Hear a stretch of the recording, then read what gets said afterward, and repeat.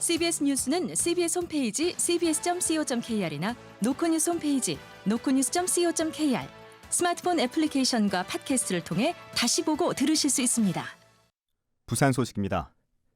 제22대 총선에서 더불어민주당 등 범야권이 과반 의석을 확보하면서 부산 지역 최대 현안인 KDB 산업은행 본사의 부산 이전 향방에도 관심이 모아집니다. 일단 새로운 법안 발의가 필요한데 야당의 협조 없이는 법안 통과가 사실상 어려운 만큼 체계적인 대응이 필요하다는 목소리가 나옵니다. 김혜경 기자가 보도합니다. 제22대 총선에서 부산 지역 여야는 저마다 산업은행 본사의 부산 이전을 1순위 공약으로 꼽았습니다. 총선 결과 더불어민주당 단독으로 과반 이상 의석을 차지하면서 앞으로 사는 개정법이 어떻게 전개될지도 최대 관심사입니다. 21대에서는 민주당 중앙당 지도부가 사실상 법안 통과를 차일피일 미루면서 발목을 잡았습니다.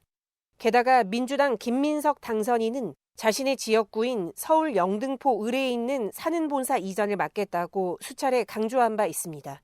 국민의힘은 사는 이전이 현 정부의 국정과제인 만큼 당 지도부 차원에서 회긴의 통과를 내세웠지만 야당의 협조를 얻을 수 있을지는 미지수입니다. 부산시도 사는 이전에 따른 주택 특별 공급, 세금 감면, 자녀 교육 인프라 등 지원책을 마련하고 있습니다. 시는 지난해 11월까지 운영되다 총선 전국 탓에 멈춘 사는 이전 민관정 TF를 다시 가동하는 것을 검토하고 있는 것으로 알려졌습니다. 결국 사는 이전을 포함한 국책금융기관 이전안을 담고 있는 글로벌 허브 도시 특별법을 조속히 통과시키는 방안으로 접근해야 한다는 목소리가 커집니다. 지방분권 균형발전 부산시민연대 박재율 대표입니다. 글로벌 허브도시 특별법의 주 핵심 내용이 국제금융특구입니다. 법안 내용에 보면 공공금융기관의 직접화 이런 내용이 들어있어요, 부산에. 그러면 산업은행 이전을 안 하면 안 되는 거 아닙니까? 시민사회단체는 여야 모두 글로벌 허브도시 특별법 추진에 동의하고 선거 때 공약으로 내세운 만큼 빠른 국회 통과에 성의를 보여줄 것을 촉구하고 있습니다. CBS 뉴스 김혜경입니다. 부산경찰청은 제22대 총선 기간 선거사범 88명을 단속해 6명을 검찰에 송치하고 78명을 수사 중입니다. 유형별로는 허위사실 유포가 20명으로 가장 많았고 현수막이나 벽보 훼손이 16명, 금품 수수가 13명으로 그 뒤를 이었습니다. 경찰은 선거범죄의 공소시효가 6개월로 짧은 점을 고려해 4개월 동안 집중수사 기간을 운영해 수사를 신속하게 진행할 예정입니다. 국민의힘 총선 부산선거대책위원회는 오늘 오전 10시 부산시당 강당에서 해단식을 열었습니다.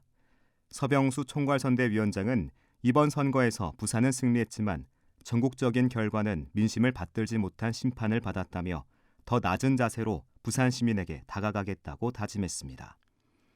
조경태 총괄선대위원장도 당을 지탱해준 부산 시민과 당원들에게 감사하며 국민의힘 최다선 의원으로서 정부와 여당 사이에서 더욱 큰 역할을 하겠다고 말했습니다. 국토교통부가 가덕신공항 건설 사업 추진을 위한 절차에 돌입했지만 지역업체 참여 확대 방안은 미온적인 입장이어서 건설업계의 불만이 커지고 있습니다. 국토부는 어제 가덕신공항 부지 조성 공사 설명회를 열고 확정된 입찰 안내와 앞으로 발주 시기 등을 밝혔습니다. 하지만 현행법상 지역업체가 컨소시엄으로 사업에 참여하려면 최소 지분율 5%, 공사비 10조 5천억 원을 기준으로 5천억 원 이상 사업비를 감당할 수 있어야 하는데 이 요건을 갖춘 업체는 두세 곳에 불과합니다. 부산건설협회는 최소 지분율 기준을 삭제해야 지역업체가 참여할 수 있다며 특례 규정을 마련할 것을 촉구했습니다. 부산 북구가 신청사 예정 부지 일부를 무상으로 기부받고 신청사 건립 사업에 속도를 냅니다. 북구는 오늘 신청사 예정지인 덕천동 일대 부지 13,000여 제곱미터에 대해 소유주 종교법인과 무상기부 협약을 체결했습니다. 기부 대상지는 건립 부지의 44%에 달하는 규모로 구는 이번 협약으로 해당 토지의 소유권 이전 절차가 순조롭게 마무리되고 신청사 건립도 크게 탄력을 받을 것으로 기대하고 있습니다. 부산의 아파트 전세 가격이 3주 연속 오름세를 보이고 있습니다. 한국부동산원이 4월 둘째 주 아파트 가격 동향을 조사한 결과 부산 지역 아파트 전세 가격은 0.03% 올라 소폭 상승세를 이어가고 있습니다. 반면 부산의 아파트 매매 가격은 마이너스 0.06%로 하락세를 보이고 있습니다. 부산 지역 지난 3월 취업자 수가 지난해 같은 달보다 11,000명 줄어들었습니다. 통계청의 부산시 고용 동향에 따르면 지난달 부산 지역 15세 이상 취업자는 168만 7천여 명으로 지난해 같은 달보다 11,000명 줄었습니다. 실업률은 2.9%를 기록하면서 지난해보다 0.1%포인트 하락했습니다. 밍크고래 새끼와 어미가 함께 헤엄치는 모습이 세계 최초로 울릉도에서 포착됐습니다. 국립수산과학원은 이달 초 울릉도 주변에서 조사하는 과정에서 밍크고래 3마리와 참돌고래 400여 마리 무리, 미확인 고래종 3마리가 유영하는 모습을 발견했습니다. 밍크고래 3마리 중 2마리는 어미와 새끼로 확인됐고 이들에게 아열대 지방에서 서식하는 상어에게 물린 상처가 관찰됐습니다. 부산지검 서부지청은 만취 상태에서 대리운전을 하고 신고한 차주에 앙심을 품고 차량을 부수는 등 보복 협박한 혐의로 40대 A씨를 구속 기소했습니다. A씨는 지난달 27일 새벽 사구에서 술에 취한 상태로 무면허 대리운전을 하고 차주의 집을 찾아가 협박 문자 메시지를 보내고 차량까지 부순 혐의를 받습니다. A씨는 이미 음주운전에 적발돼 면허가 취소된 무면허 상태였으며 경찰 조사에서 생계 유지를 위한 돈이 필요해 대리운전을 하려고 했다고 진술했습니다. 부산 일본 영사관 앞에 설치된 평화의 소녀상과 강제징용 노동자상에 검은 봉지를 씌운 30대 남성이 경찰에 고발당했습니다.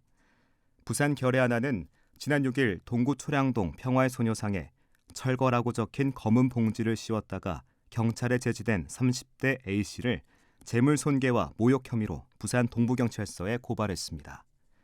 고발장을 접수받은 경찰은 법리 적용을 검토하고 있지만 검은 봉지로 덮은 행위를 명백한 훼손으로 보긴 어려워 실질적인 처벌로 이어지긴 힘들다는 입장입니다.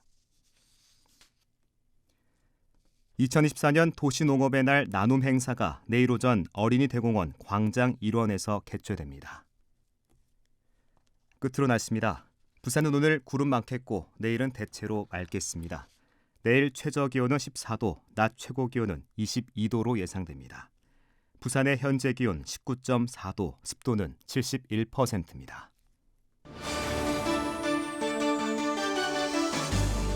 부산 CBS 저녁 종합 뉴스를 마칩니다. 지금까지 진행해 엔지니어 김상길, 기자 정민기, 아나운서 국재일이었습니다.